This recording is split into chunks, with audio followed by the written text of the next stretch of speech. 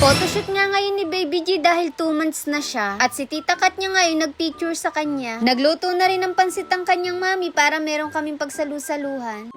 Ngayong araw mga ate, 2 months na nga si Baby G. At eto nga, maaga pa lang nakabihis na siya. Bago nga siya picturean, eto ipinakita muna kay tatay itong costume niya. Abay si tatay nga tuwan-tuwa dito sa apo niya. Abay ang porma-porma na daw. Pero itong si Baby G hindi natutuwa sa suot niya. Abay sabi nga kung ano-ano daw ginagawa sa kanya ng mami niya. Kung ano-ano daw ipinapasuot sa kanya hindi niya gusto. Walang ganon. Nagmomocho nga siya dyan kasi maaga siyang nagising. At dahil hindi na nga mapatahan, eto't inuwi na sa kanila. Bali magpo-photoshoot nga pala siya. At eto nga, dito na nga lang sa bahay. Kumbaga magdi-DIY na lang para makatipid. Okay naman din kasi yung mga camera na gamit namin. Dito nga hiniheli siya ng kanyang daddy. Kailangan kasi good mood siya bago siya ibaba para naman mag-smile kapag pinicturan. Nung nakaraang buwan ng team niya ay si Lupi. Ngayon naman di ko nga kilala to. Hindi kasi ako mahilig manood ng mga cartoons noon. Basta ang hilig ko manghuli ng tutubi sa katanghalian. Cute na cute nga ako dito sa costume ngayon ni Baby G.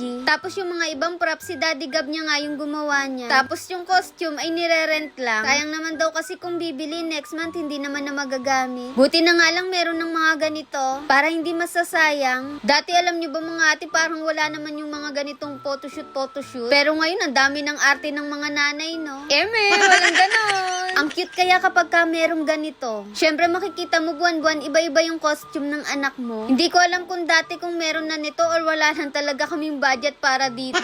Dito nga pinipicturean na kagad ni Ate Kat niyo si Baby G kahit meron pang nakasalpak sa bibig niya. Tinanggal na nga din ito ni mami niya para maayos na yung pagkuha. Minamadali na nga kasi medyo mainit talaga itong suot niya. Kaya naman maaga din talaga kaming nagset dito. At ayun mga ate, kahit anong gawin namin hindi nga siya mapatawa. Hanggang sa iyan, umiyak-iyak na nga siya. At kita nyo naman kahit umiiyak si Baby J, sobrang cute pa rin niya. Pinadedi na nga ito ng mami niya para maging good mood na. Gutom lang pala siya, Diyos ko. Buti pa yung bata, walang problema. Iiyak lang kapag gutom na. Pero tayo kahit umiyak at nagugutom na, kailangan mo pa rin humanap ng makakain. Bali itong video na to nung nakaraang araw pa. Ngayon ko nga lang naharap i-edit. Eto nga mga ate, dumedin at lahat, iiyak pa rin siya. Makadaddy kasi itong si Baby G. Gusto niya lagi na kay daddy niya. Pero nung una, gusto naman niya lagi kay mami niya. Paiba-iba din ang mood ng baby, no? At kahit paiyak-iyak si Baby G, meron naman nakuha si Ate Kat niya ng magagandang kuha. At kinahaponan, eto yung mami niya. Nagluluto nga ng pansit para may pagsalu-saluhan kami. Bali, merienda na nga ito. Andito nga rin sila lola. Kaya sabi ko dito sa asawa ni Kuya Gab niyo, galingan niya magluto. I mean, sarapan niya. Dahil bukod na nandito si lola, ay iba-vlog ko din yung pagluluto niya. Dito nga ayaw na nga ituloy yung niluluto niya. Paano ba naman nahihiya siya?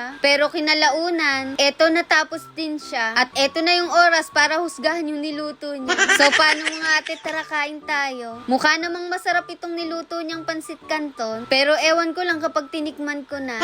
Lang mga ate. Iniinis nga namin siya dyan ni Ate Kat niyo. Pero sa totoo lang masarap talaga. Abay siya lang yung walang tiwala sa luto niya. At sabi ko nga sa sobrang sarap, pwede na siyang magtayo ng hardware. Walang ganon. So paano mga ate, hanggang dito na lang muna uli. At ayun lang, bye-bye!